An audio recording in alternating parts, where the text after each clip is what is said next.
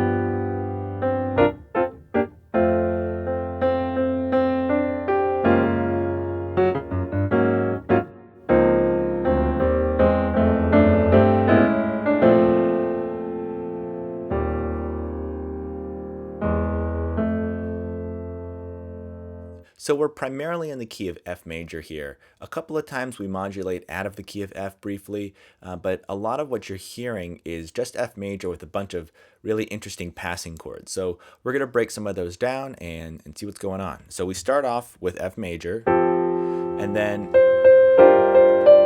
so this is our first chord progression. It's F to this E flat over G, and then F over A.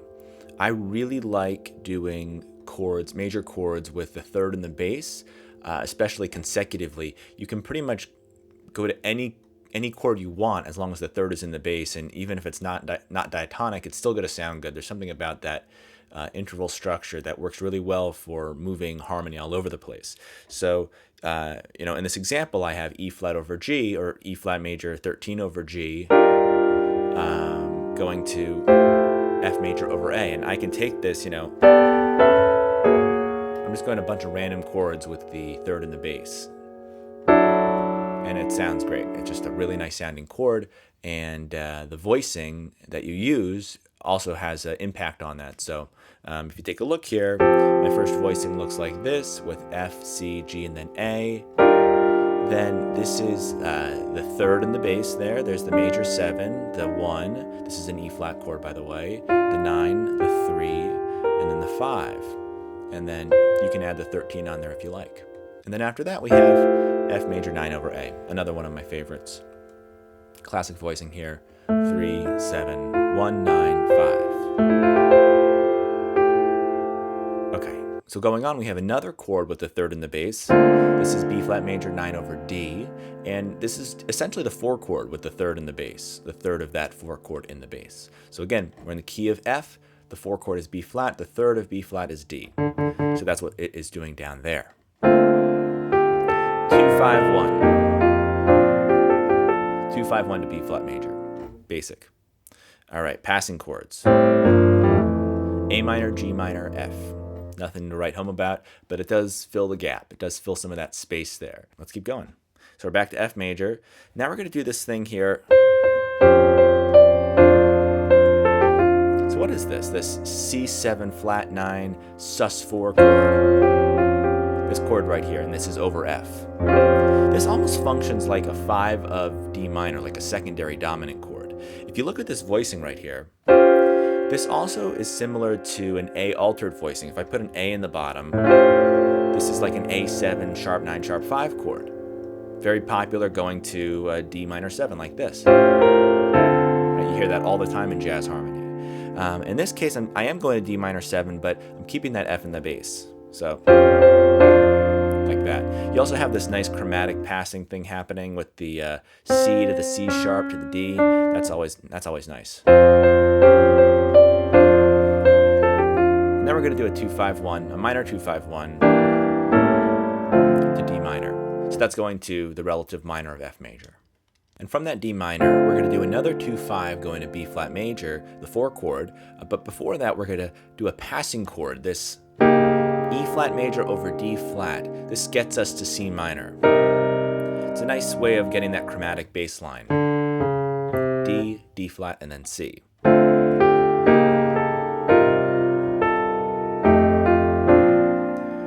Okay, so that's going to B flat once again. Now, we're on to the pre-chorus. We're going to go to the flat 7 chord. E flat is the flat 7 in the key of F. Sometimes you see this chord as a dominant 7 chord, sometimes you see it as a major 7 chord. In this case, it's an E flat 6-9 chord with a sharp 11. And then it's going to resolve really nicely down to the 4 chord again with that 3rd in the bass. And then we're going to continue this chromatic bass line going to the 4 minor chord, another really popular move. You hear this all the time in pop music, where you go from the major 4 to the minor 4, and then sometimes you resolve down to the 1. And we're actually doing that. We're not resolving to the 1 in such an obvious way, but we're actually putting the C in the bass on that F major chord. So check this out. So we have the E flat major to the B flat over D, B flat minor over D flat, and that resolves really nicely into F over C. And we're going to take that right back to the same E flat again, B flat over D, minor, and then we're back to F over C. And here we're going to go to the chorus via tritone substitution. We're going to start the chorus off on the 4 chord again. This is going to be a B flat major chord, but we're going to get there with this B9 flat 5 chord. Tritone substitution.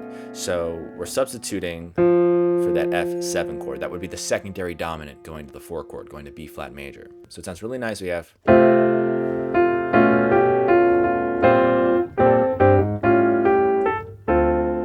What's that chord progression? So this B flat A7 D minor chord, this is nothing new, but it always sounds good. It's one of my favorite chord progressions. It's where you have the 4 chord and then the 5 of 6, that's a secondary dominant, going to D minor 7. From the D minor 7, we're going to go to the 2 chord, G minor 7, F over A, just climbing this, doing this little walk up here, getting us to the 4 chord.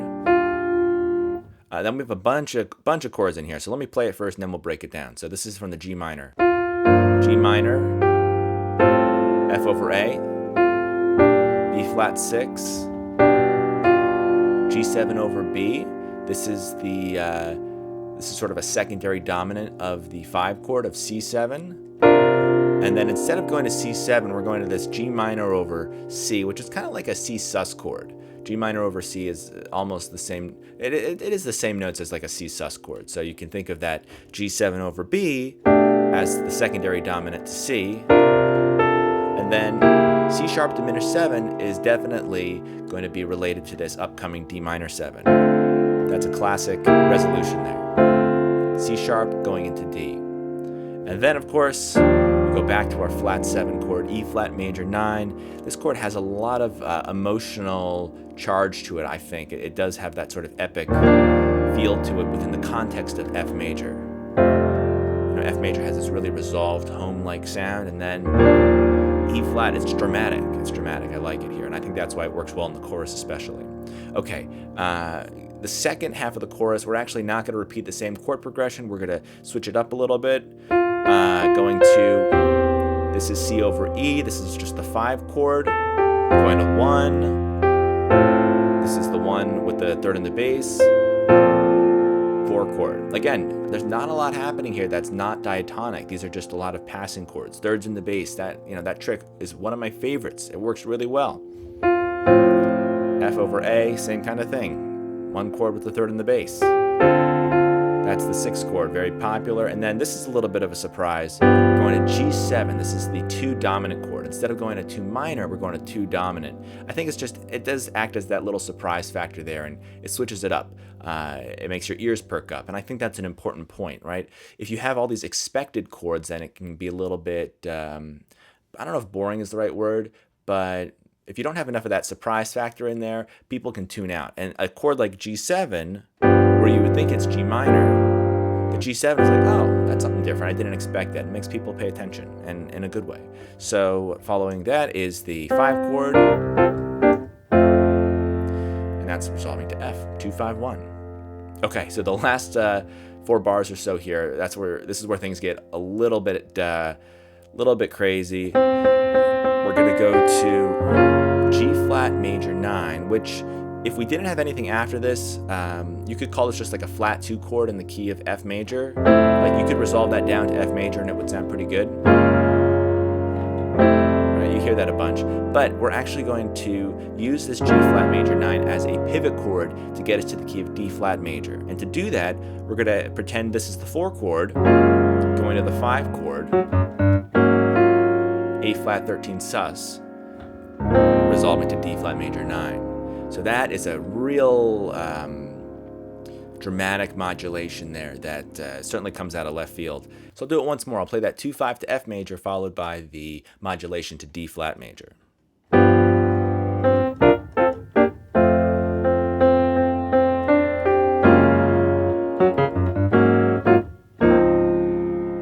And suddenly we're in a whole new harmonic space. And it's not going to get any more settled here. We're going to throw in a bunch of chords. We're just going to do this chromatic walk up in the bass and harmonize it. Notice we have C in the melody several times. We're going to do a different chord for each one of those Cs. So we have D7, E flat 6, E augmented.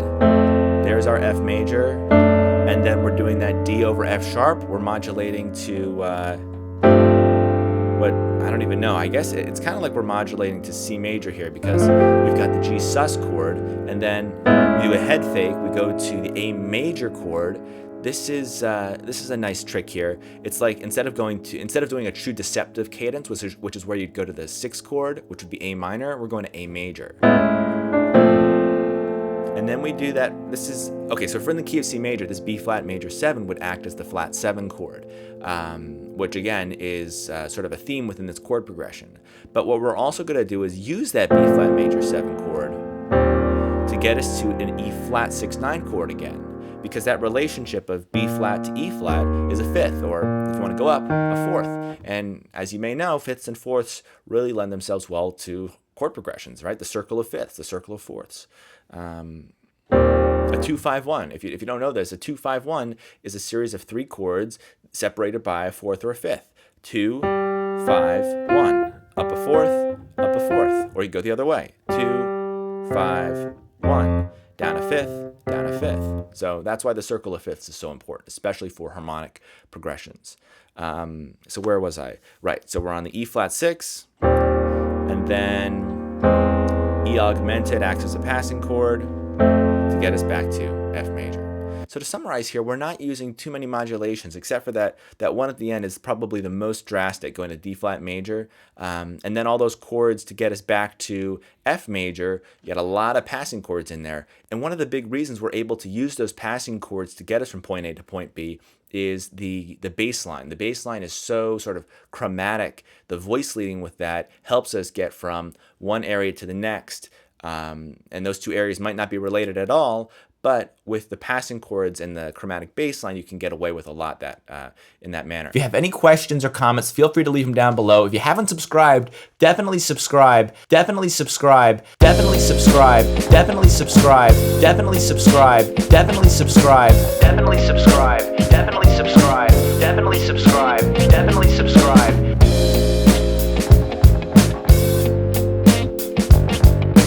Definitely subscribe, definitely subscribe, definitely subscribe.